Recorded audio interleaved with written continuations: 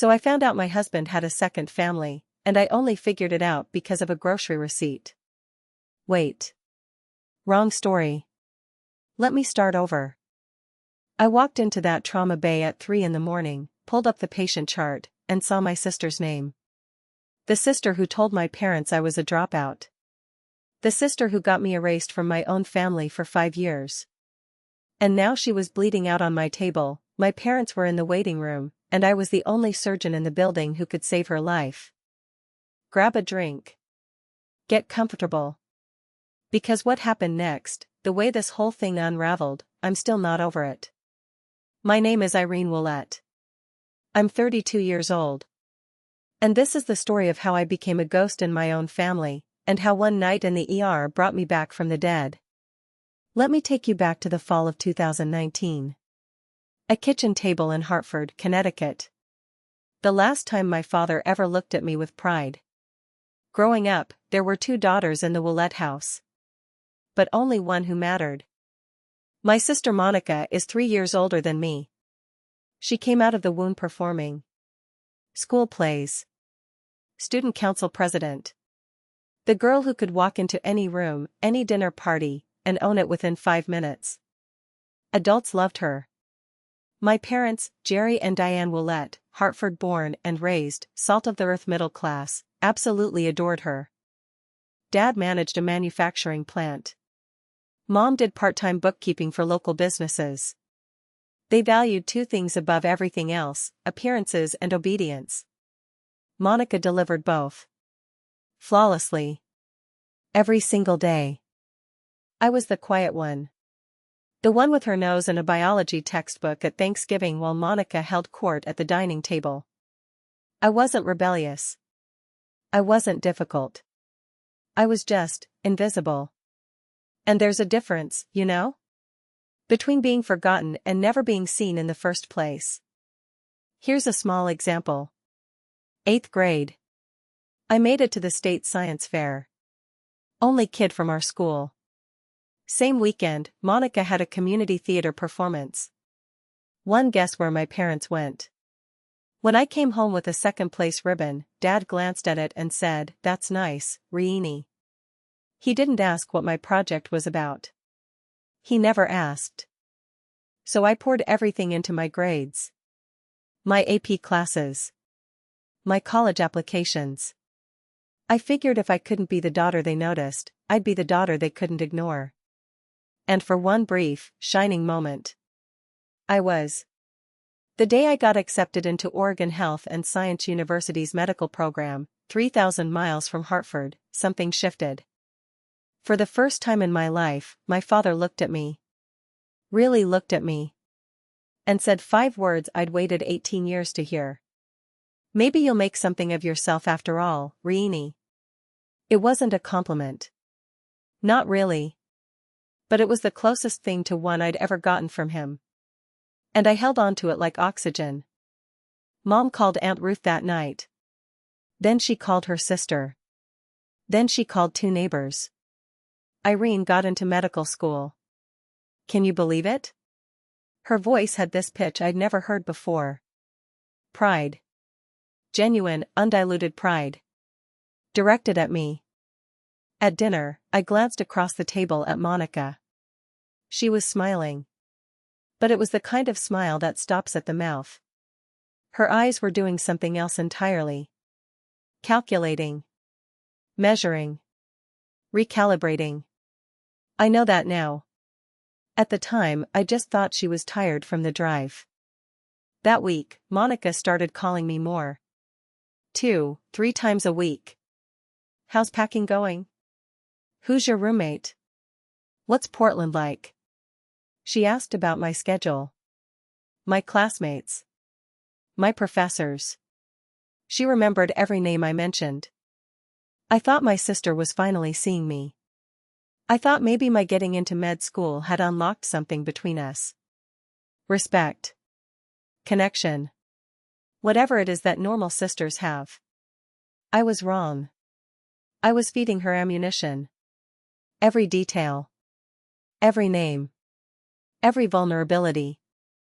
And I handed it all over with a grateful smile. Third year of medical school. That's when everything cracked open. My roommate, my best friend, was a woman named Sarah Mitchell. She'd grown up in foster care. No family to speak of. And she was the single reason I survived first year. When I called home once during a brutal anatomy exam week and Mom said, "Can't talk, Reenie, Monica's having a rough day at work," it was Sarah who sat on our apartment floor with me and said, "Their loss. Now get up. We have cadavers to memorize." Sarah was diagnosed with stage 4 pancreatic cancer in August of my third year. No family. No support system. Just me. I went to the dean's office the next morning. Explained the situation. He approved a formal leave of absence. 1 semester. Caregiver status. Paperwork filed. Spot held. I would come back in January. It was all documented. All legitimate. I moved into the spare bedroom at Sarah's apartment. Drove her to chemo. Held her hand in the oncology ward at 3 in the morning when the pain got so bad she couldn't breathe. I called Monica to tell her. I don't know why. Maybe I still believed she was the sister she'd been pretending to be. I told her about Sarah. About the leave. About the plan to return in the spring. Monica's voice was syrup. "Oh my God, Reenie. I'm so sorry. Take all the time you need." Then she paused. "I won't say a word to Mom and Dad. I know they'd just worry." 3 days later, she called our parents. I don't know the exact words she used that night. I wouldn't learn the full scope of her lie until 5 years later, when it unraveled in the one place none of us expected. But the damage? The damage was instant. The call came at 11 at night. I was sitting in a plastic chair next to Sarah's hospital bed. She'd had a bad reaction to the latest round of chemo and they'd admitted her overnight. My phone lit up. "Dad. Your sister told us everything." His voice was flat. Arctic. The dropping out. The boyfriend. All of it. "Dad, that's not, don't." He cut me off. "Monica showed us the messages. She showed us proof." "What messages? What proof?" "Dad, I'm sitting in a hospital right now. I'm taking care of my friend. Monica said you'd say exactly that." A pause. "She said you'd have a story ready." My mother got on the line. Her voice was shaking. "How could you lie to us for a whole year, Irene? Mom. Please listen to me. I filed a leave of absence. I can show you the paperwork. I can give you the dean's number, enough." Dad again. And this time his voice didn't shake. It was cold. Final. "Don't call this house until you're ready to tell the truth. You've embarrassed this family enough." The line went dead. I sat on that hospital floor for 20 minutes. Sarah's 4 beeped on the other side of the curtain. My phone screen still showed the call duration. 4 minutes and 12 seconds. That's how long it took my parents to erase me. 20 minutes later, a text from Monica. "I'm sorry, Reenie. I had to tell them. I couldn't keep your secret anymore." She wasn't sorry. She'd just executed the most precise strike of her life. And she'd done it with a broken heart emoji as a signature. I was 3,000 miles from Hartford. I had $46 in my checking account. And I had just become no one's daughter. Over the next 5 days, I called my parents 14 times. The first 3 went to voicemail. By the 4th, Dad's number was blocked. Mom blocked me 2 days later. I sent 2 emails. One short. One long. The long one had my leave of absence paperwork attached as a PDF. I included the dean's direct phone number. I included Sarah's oncologist's name. I gave them every piece of evidence a reasonable person would need. Neither email got a response. I wrote a handwritten letter. Mailed a priority from Portland. 5 days later, it came back. Return to sender. Unopened. I recognized my mother's handwriting on the envelope. I called Aunt Ruth, Dad's younger sister, the only person in our family who'd ever treated me like I mattered equally. Ruth called Dad that same evening. She called me back 40 minutes later, voice heavy. He told me to stay out of it, sweetheart. She paused. He said you've made your bed. Ruth tried to tell him about the leave of absence. Dad hung up on her. 5 days. 14 calls. 2 emails. 1 letter. 1 intermediary. All of it. Every single attempt. Rejected. Blocked. Or returned. And here's what sealed it.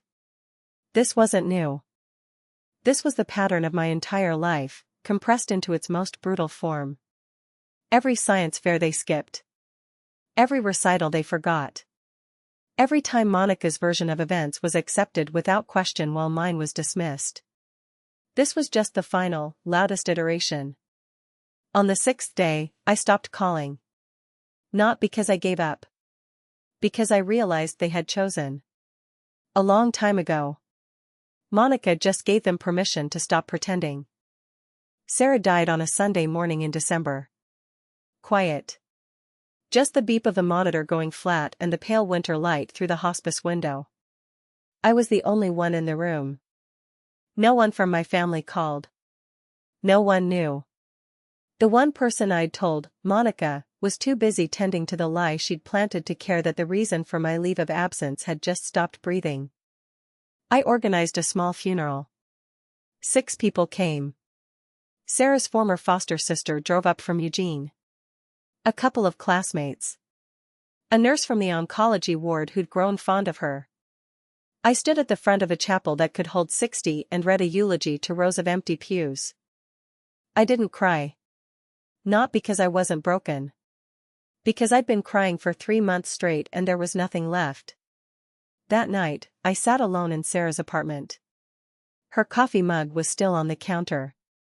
Her jacket still hung by the door. I opened my laptop and stared at the application to re-enroll for the spring semester. Then I found it. Tucked inside Sarah's copy of Grey's Anatomy, our running joke, she'd bookmarked the chapter on the pancreas with a yellow sticky note that said, "Rude." Underneath, in her handwriting, shaky but deliberate, "Finish what you started, Irene. Become the doctor I know you are. And don't you dare let anyone, especially your own blood, tell you who you are." She'd written it weeks before she died. She knew she wouldn't be there when I needed the push. I closed the laptop. Opened it again. Filled out the re-enrollment form. 2 options, crumble or climb. I chose to climb. Not for my parents. Not for revenge. For Sarah. And for the version of myself she believed in. I went back in January. No family support. No safety net. I picked up extra student loans. Took a part-time research assistant position. Ate hospital cafeteria leftovers more times than I'll ever admit. Medical school doesn't care about your personal life. Anatomy exams don't pause because your family disowned you. 12-hour clinical rotations don't get shorter because you cried in the supply closet at 2 in the morning. So I stopped crying. And I started working. I worked like my life depended on it. Because in a way, it did. I graduated on time. No one from Hartford came. I matched into a surgical residency at Mercy Crest Medical Center. Back on the East Coast. A Level 1 trauma center. One of the busiest in Connecticut. That's where I met Dr. Margaret Thornton. Maggie. 58 years old. Chief of Surgery Emeritus. Built like a steel cable wrapped in a lab coat. She became the mentor I desperately needed. And the mother figure I'd lost. 3rd year of residency, I met Nathan Caldwell. He was a civil rights attorney doing pro bono work at a community clinic near the hospital. Calm eyes. Dry humor. The first person I told the full story to who didn't flinch. Didn't pity me. Didn't try to fix it. He just listened. Then he said, "You deserve better." 4 words. That was enough. We got married on a Saturday afternoon in Maggie's backyard. 30 guests. Nathan's father walked me down the aisle. I'd sent an invitation to Hartford. It came back the way my letter had. Unopened. Aunt Ruth was there, though. She cried enough for 2 parents. After the ceremony, Maggie handed me a sealed envelope. "A nomination," she said. "Don't open it yet. You're not ready." I tucked it in my desk drawer without asking questions. 5 years passed. I became someone they wouldn't recognize. Now. I need to pause here for a second. If you've ever been in a situation where your family refused to hear your side, where the truth didn't matter because someone else's lie was louder, drop a fire emoji in the comments. And if you think my parents are going to regret this? Type karma. Let's keep going. Because what happened next? Even I didn't see it coming. January. Present day. I'm 32 years old. I'm the chief of trauma surgery at Mercy Crest Medical Center. I have a house in the suburbs with a porch that gets good morning light. A husband who makes me laugh every day. And a golden retriever named Hippocrates, Hippo for short, who has never once judged me for eating cereal at midnight. It's a good life. A real one. Built brick by brick with my own hands. But there's a specific kind of ache that never fully fades. It lives in the hollow space between your ribs. Right where family is supposed to be. I don't wake up crying anymore. I don't check my phone hoping for a Hartford area code. But every Thanksgiving, there's a moment, just a flash, where I set the table and count the plates and feel the absence like a phantom limb. Aunt Ruth still calls every Sunday. She's my thread back to that world. I never ask about them. But I always listen when she volunteers information. Mom and Dad are healthy. Monica got divorced 2 years ago. She's selling medical devices now. The irony is not lost on me. Last week, Ruth called with something different in her voice. Cautious. "Irene. There's something I need to tell you. About Monica. Something concerning." Before she could finish, my hospital pager went off. Trauma activation. I told Ruth I'd call her back. I never got the chance. Because what Ruth was trying to tell me was already on its way. Hurtling down I-91 at 60 miles per hour in a sedan that was about to run a red light. And within the hour, the thing Ruth was warning me about would be lying on my operating table, bleeding out, with my parents in the waiting room and my name on the chart. I just didn't know it yet. Let me back up. Because what Monica did wasn't a single lie. It was a campaign. Ruth had been feeding me pieces over the years. Reluctantly. Carefully. Like she was defusing a bomb 1 wire at a time. And the picture she painted was worse than I'd imagined. For 5 years, Monica maintained the narrative. At every Thanksgiving.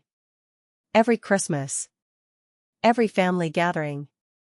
She performed the role of the grieving older sister. "We don't really talk about Irene," she'd tell cousins. "It's too painful for Mom and Dad."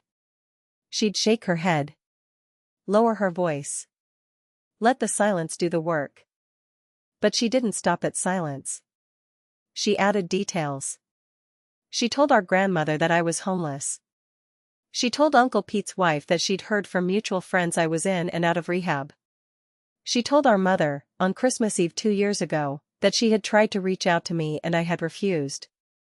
She flipped the entire story. "I begged Irene to come home," she said at Thanksgiving, Ruth told me once, voice tight with fury. "She won't even answer my calls. I think she hates us." Meanwhile, I was 3 floors deep in an operating room saving a teenager's life. The genius of it, and I use that word with disgust, was that Monica didn't need my parents to forget me. She needed them to believe I had abandoned them. That way, their grief became proof. Their silence became justified. And she remained exactly what she'd always been, the loyal daughter. the only one who stayed. She wasn't protecting them. She was protecting her position. And there was one more thing Ruth told me. Something I didn't learn until much later. That made the whole picture even darker. But I'll get to that. Nathan told me this over coffee one morning 6 months ago. He'd been sitting on it for 2 years. "There's something I didn't tell you," he said, setting his mug down carefully. The way he does when he's about to deliver bad news in his lawyer voice. 2 years ago, I got a call from HR at your old hospital. Someone using a fake name had contacted them asking about the employment status of Irene Willett. They wanted to know if you'd ever been disciplined. If your credentials were legitimate. I stared at him. Who? I had a colleague trace the inquiry. The IP address came back to Hartford. The kitchen went very quiet. Hippo's tail thumped against the floor. The coffee maker hissed. She was trying to find something, I said. Anything, Nathan confirmed. Anything she could use to keep the story alive. To prove you were a fraud. She didn't find anything. No. Because there's nothing to find. I wrapped my hands around my mug. Tight. I could feel the heat bleeding through the ceramic. She didn't just lie about me once, Nathan. She's been hunting me. He reached across the table and put his hand over mine. That's not sibling rivalry, Irene. That's something else entirely. He was right. Monica hadn't told a lie and moved on. She had built an architecture of deception. Load-bearing walls. Reinforced beams. And she'd spent 5 years making sure none of them cracked. Every holiday story. Every whispered rumor. Every fake inquiry. Another brick. I could have done something then. Called a lawyer. Confronted my parents. Blown the whole thing open. But I didn't. Because life was about to do it for me. In the most brutal, public, and ironic way imaginable. And it started with a pager at 3 in the morning. Thursday night. January. 3:07 a.m. The pager dragged me out of a dead sleep. Nathan shifted beside me, murmured something. Hippo lifted his head from the foot of the bed. The screen glowed in the dark. Level 1 trauma. MVC single female, 35. Blunt abdominal trauma. Hemodynamically unstable. ETA 8 minutes. I was dressed in 4 minutes. Driving in 6. The roads were empty and wet. That particular shade of black that January gives you in Connecticut. I ran through the case in my head the way I always do. Mechanism of injury. Probable organ involvement. Surgical options. Motor vehicle collision. Blunt abdominal trauma. Unstable vitals. Likely splenic rupture. Possible liver laceration. I'd done this surgery 100 times. I badged in through the ambulance bay entrance and walked straight to the trauma bay. My team was already assembling. 2 residents. A trauma nurse. Anesthesia on standby. I picked up the intake iPad from the charge nurse's station and swiped to the incoming patient chart. Patient, Monica Willett. DOB, March 14, 1990. Emergency contact, Gerald Willett, father. I stopped walking. The hallway noise, the beeping, the intercom, the squeak of shoes on linoleum, it all pulled back like a tide. For 2 seconds, maybe 3, I wasn't a surgeon. I was a 26-year-old sitting on a hospital floor in Portland, phone still warm in my hand, listening to a dial tone. Dr. Willett? My charge nurse, Linda, appeared at my shoulder. You okay? I looked up. Blinked. Set the iPad down. I'm fine. Prep Bay 2 and page Dr. Patel. I want him on standby. The ambulance siren wailed in the distance. Getting closer. And behind that ambulance, I knew before I could see them, were 2 people I hadn't faced in 5 years. The ambulance doors cracked open and the stretcher came fast.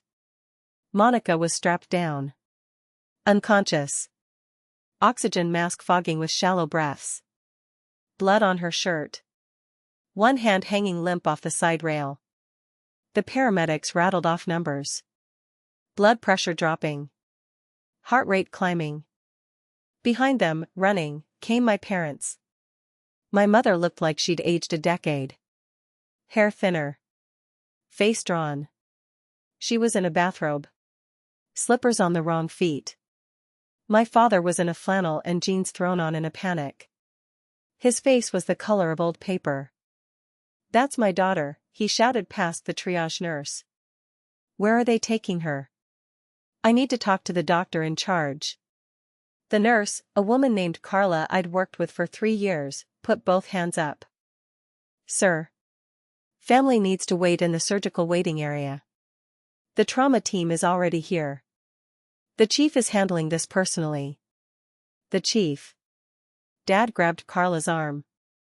"Get me the chief. Now."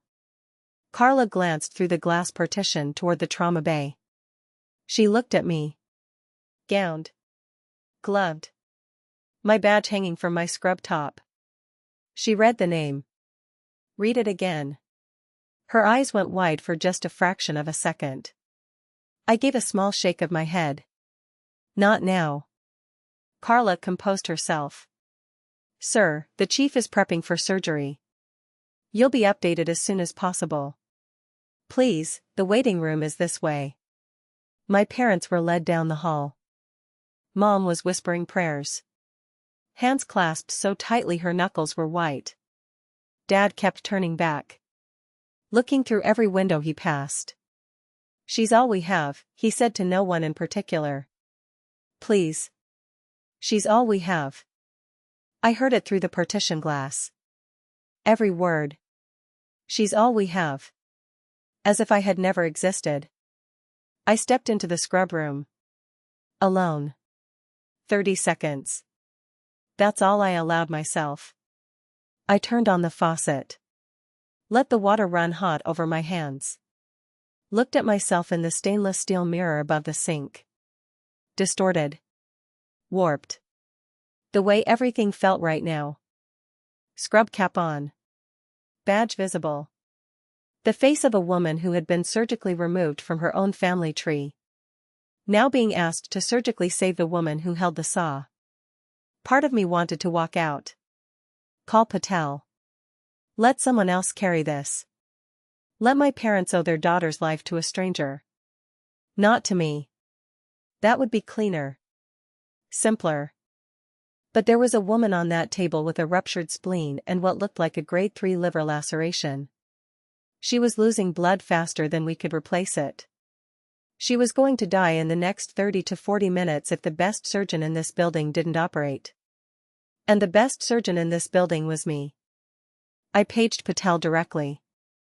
"I have a conflict of interest. The patient is a family member. I'm disclosing it now and documenting in the chart. If at any point my judgment is compromised, you take the lead. No questions asked." Patel's voice was steady. "Understood, Chief." I told Linda to note the disclosure in the nursing record. Everything by the book. Everything on paper. Then I pulled on fresh gloves, pushed through the hors d'oeuvres, and looked down at the table. My sister's face. Pale. Bruised. The oxygen mask fogging and clearing. She looked smaller than I remembered. Thinner. There were worry lines around her eyes that hadn't been there 5 years ago. For 3 seconds, she wasn't the woman who destroyed my life. She was a body on my table. And that was exactly how I needed her to be. Let's go. Scalpel. 3 hours and 40 minutes. That's how long it took to rebuild what the steering column and the red light had torn apart. Ruptured spleen. We took it out. Grade 3 liver laceration. We repaired it with precision sutures. Layer by painstaking layer. Internal bleeding from 2 separate mesenteric vessels. Clamped. Cauterized. Controlled. I didn't speak unless I needed to. Suction. clamp, lap pad, retract. My hands moved the way they'd been trained to move. Steady. Deliberate. Fast when speed mattered. Slow when precision mattered more. The residents watched. They always watched during my cases. And I could feel their attention sharpen when the liver repair got tricky. I didn't falter. I couldn't afford to. At 6:48 a.m., I placed the final closing stitch. Monica's vitals were stable. BP normalized. Output clear. She was alive. Dr. Patel, who'd been standing silently in the corner the entire time, pulled his mask down. "Irene," he said quietly. "That was flawless. You want me to talk to the family?" I peeled off my gloves. Dropped them in the bin. Washed my hands. Automatic. Methodical. "No," I said. "This one's mine." I caught my reflection again in the scrub room mirror. Same face. Same badge. But something had shifted. For 5 years, I'd been the daughter who disappeared. Now I was the surgeon who'd just pulled her sister back from the edge of death. Those two facts were about to collide in a waiting room 40 feet away. In front of my entire night shift team. I straightened my scrub top. Checked my badge. Took one breath. Then I walked toward the waiting room. The hallway had never felt so long. The waiting room had that fluorescent hush that hospitals get at 7 in the morning. 2 other families were scattered in the far corners. A television murmured weather reports to no one. And in the center row, sitting rigid, sleepless, terrified, were my parents. I pushed through the double doors. Still in my surgical scrubs. Mask pulled down around my neck. Scrub cap off now. Hair pulled back. My badge hung at chest level. Printed in clean block letters anyone could read from 6 feet away. Dr. Irene Willett, MD, FACS. Chief of Trauma Surgery. Dad stood first. He always stood first. It was a reflex. The need to be in charge. "Doctor, how is she?" "Is Monica?" He stopped. His eyes had dropped to my badge. Then rose to my face. Then dropped to the badge again. I watched the recognition move through him like something physical. A tremor that started in his hands and climbed to his jaw. Mom looked up a half-second later. Her lips parted. No sound came out. Her right hand shot to Dad's forearm and clamped down. Fingers digging into the flannel of his sleeve. 5 seconds of silence. 5 seconds that held 5 years. I spoke first. Calm. Clinical. The same voice I used to address every family in this room. "Mr. and Mrs. Willett. I'm Dr. Willett. Chief of Trauma Surgery. Your daughter Monica sustained a ruptured spleen and a grade 3 liver laceration in the accident. Surgery was successful. She's stable and currently in the ICU. Not Mom and Dad." I watched that land. I watched it cut. Behind me, through the glass partition, Linda and 2 nurses were watching. They knew. By the look on their faces, they'd already put it together. My mother moved first. She took a step toward me. Arms lifting. A sob already breaking through her chest. "Irene." "Oh my God. Oh my God, Irene." I stepped back. Half a step. Polite. Unmistakable. She froze. Her hands hung in the air between us. Then slowly, painfully, dropped to her sides. Dad's voice came out like gravel dragged over concrete. "You're a doctor." "I am." "You're the chief." "I am." But Monica said. "Monica said what, exactly?" He closed his mouth. Opened it. Closed it again. I could see the machinery of his mind trying to reassemble 5 years of certainty that was crumbling in real time. Mom was crying now. Not quietly. "We thought you dropped out. We thought, She told us you were, she told you I dropped out. That I had a boyfriend with a drug problem. That I was homeless. That I refused to contact you. I kept my voice level. No shaking. No tears. I had rehearsed this moment 1,000 times. In the shower. In the car. In the dark before sleep. I never thought it would happen in surgical scrubs under fluorescent lights. None of it was true. Not a single word. Through the glass behind me, I could see Carla press a hand to her mouth. A resident, Dr. Kimura, second year, looked away, jaw tight. Linda sat down her clipboard and stared. Dad tried to redirect. Old instinct. This isn't the time or place, Irene. Your sister is in the ICU, I know. I just spent 3 hours and 40 minutes making sure she survives. So yes, Dad. I'm aware of where she is. He had nothing. For the first time in my life, my father, a man who had never been at a loss for a decree, had absolutely nothing. The silence was doing the work I never could. 5 years of blocked calls. Returned letters. Ignored emails. None of it had made a dent. But standing here, alive and accomplished and wearing the proof on my chest, that was louder than anything I could have written in a letter. Mom reached for the back of a chair to steady herself. The letters, she whispered. You said you sent letters. 2 emails with my leave of absence paperwork attached. 1 handwritten letter mailed priority. You sent it back unopened. I recognized your handwriting on the envelope. She pressed her fist against her mouth. Dad stared at the floor. I called 14 times in 5 days. I asked Aunt Ruth to talk to you. You told her to stay out of it. I wasn't accusing. I was reciting. These were facts. And facts don't need volume. Then Linda appeared at the door. She didn't know the full story. Not yet. But she had hospital business. Dr. Willett, I'm sorry to interrupt. The board chair saw the overnight trauma log. He asked me to pass along, the Physician of the Year selection committee sends their congratulations on tonight's surgical outcome. Linda said it the way she'd say anything routine. She had no idea she'd just detonated a second bomb. Mom looked at me. Eyes swollen. Mascara gone. Bathrobe still on.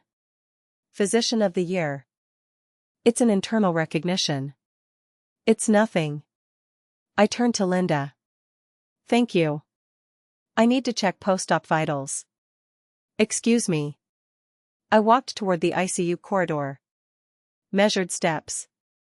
Spine straight. I didn't look back. But I heard my mother's voice behind me. Small and ruined. Jerry. What have we done? And I heard something I'd never heard before. My father saying nothing. Because silence, for the first time, was the only honest thing he had left. 4 hours later. ICU, room 6. Monitor beeping in rhythm. Morning light angling through the blinds. I walked in for the standard post-op assessment. Vitals. Drainage output. Wound check. Routine. Except nothing about this was routine.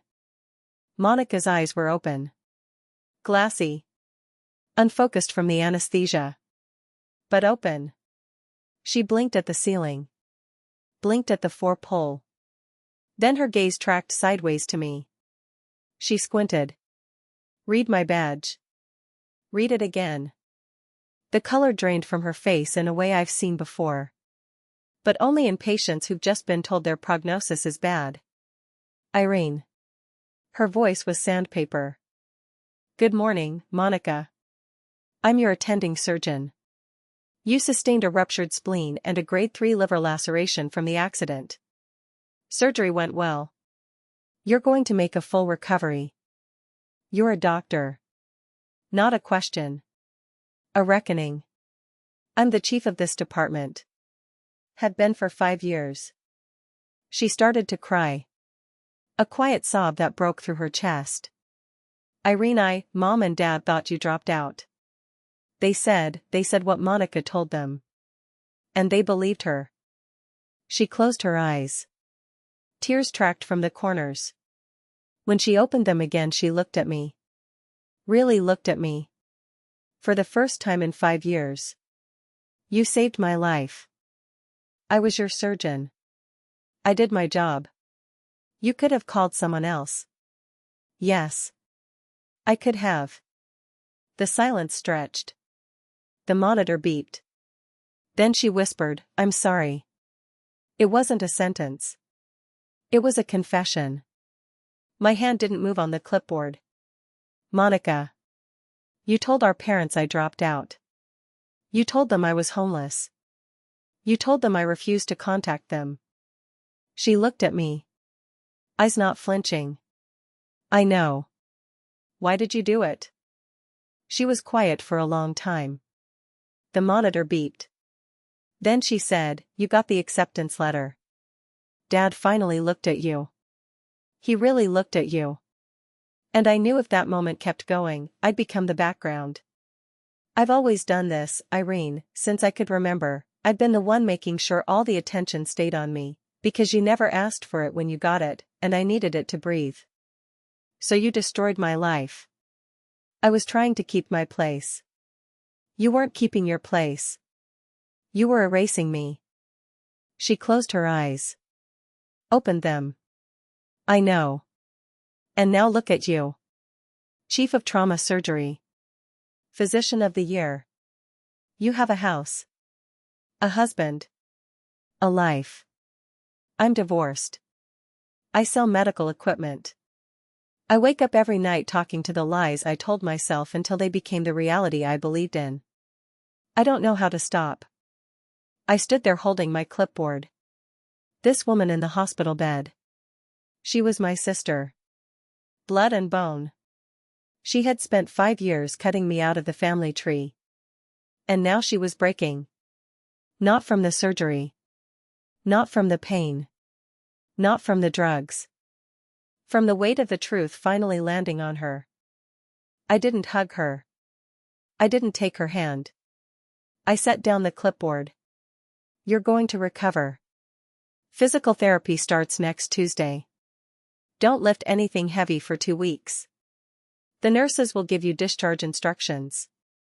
I walked to the door. Stopped. Monica. I didn't drop out. I wasn't homeless. I didn't refuse to contact them. I have worked at this hospital for 5 years. Saved hundreds of lives. Built this trauma program. Became chief of surgery. And they didn't even know. I turned and walked out. I made it to the ICU glass doors. My parents were waiting outside. They stood up when they saw me. She's awake. She's stable.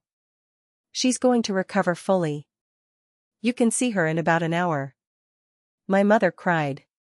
She reached for me. I stepped back. No hug. No touch. My father looked at me. His voice rough. Irene, we don't know what to say.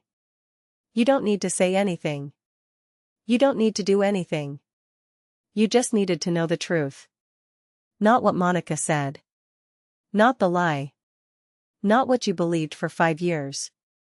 The truth. I turned and walked away. I walked down that corridor. And I didn't cry. Not because I wasn't still heartbroken. But because I had finally finished it. Sarah's words echoed in my head. Finish what you started. I did. This story ends here. But I want to say this to you.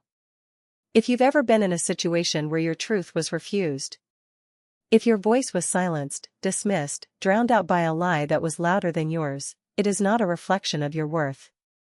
It is the failure of the people who failed to hear you.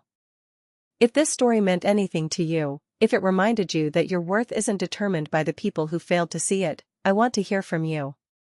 Subscribe, hit the bell, leave a comment telling me your story. And if you want more stories like this, stories about ordinary people who found the courage to stand up for themselves, check the link in the description. Thank you for being here. Thank you for listening. Until next time. She closed her eyes. Opened them. I know. And now look at you. Chief of Trauma Surgery. Physician of the Year. You have a house. A husband. A life. I'm divorced.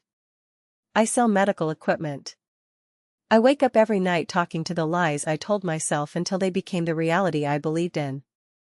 I don't know how to stop. I stood there holding my clipboard. This woman in the hospital bed. She was my sister. Blood and bone. She had spent 5 years cutting me out of the family tree. And now she was breaking. Not from the surgery. Not from the pain. Not from the drugs. From the weight of the truth finally landing on her. I didn't hug her. I didn't take her hand. I set down the clipboard. You're going to recover. Physical therapy starts next Tuesday. Don't lift anything heavy for 2 weeks. The nurses will give you discharge instructions. I walked to the door. Stopped. Monica. I didn't drop out. I wasn't homeless. I didn't refuse to contact them. I have worked at this hospital for 5 years. Saved hundreds of lives. Built this trauma program. Became chief of surgery. And they didn't even know. I turned and walked out. I made it to the ICU glass doors. My parents were waiting outside. They stood up when they saw me. She's awake. She's stable. She's going to recover fully. You can see her in about an hour. My mother cried. She reached for me. I stepped back. No hug. No touch. My father looked at me. His voice rough. Irene, we don't know what to say.